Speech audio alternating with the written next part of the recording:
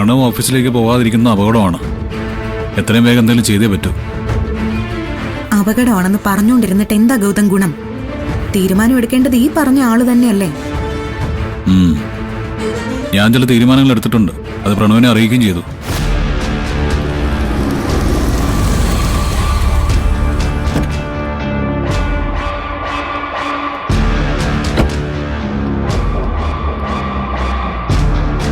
ആ തീരുമാനം എന്തായാലും നിനക്ക് ഞങ്ങളോടൊന്ന് പറഞ്ഞൂടെ?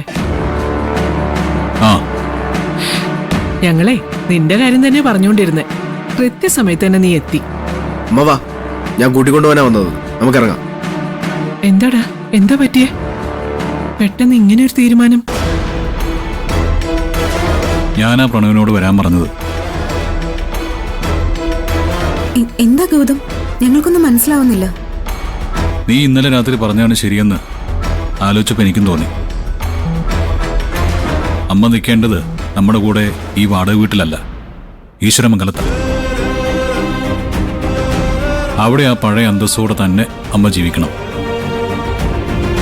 ആ ശിവാനിയെ വസുന്ധരമ്മയെ പേടിച്ച് അമ്മയെ നമ്മളെ കൊണ്ട് കൂട്ടിക്കൊണ്ട് വന്നത് തന്നെ തെറ്റാ. അതുകൊണ്ടാ അമ്മയെ കൊണ്ടുപോകാനായിട്ട് ഞാൻ ഇവനെ വിളിച്ചു വരുത്തിയത്. അതെ അമ്മേ, ഏട്ടൻ വിളിച്ചിട്ട് തന്നെയാ വന്നത്. വാ, നമുക്കിറങ്ങാം. നമുക്കിറങ്ങാന്ന് പറയുമ്പോ നമ്മള് മാത്രോ? അപ്പോ ഇവര് രണ്ടുപേരും വരുന്നില്ലേ? ആദ്യം അമ്മ പോ. വരാൻ സമയമാവുമ്പോ ഞങ്ങളും അങ്ങ് എത്തിക്കോളാം. ഗൗതം തെറ്റായ തീരുമാനങ്ങളൊന്നും എടുക്കില്ലമ്മേ. ഒരു ദിവസം ഉറപ്പായും ഞങ്ങളും അങ്ങെത്തും.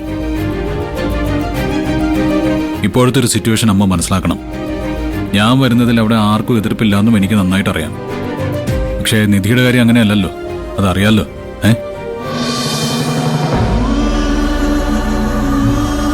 ഞാൻ ആ വീട്ടിലേക്ക് വരുമ്പോൾ എൻ്റെ കൂടെ നിധി ഉണ്ടാവണം.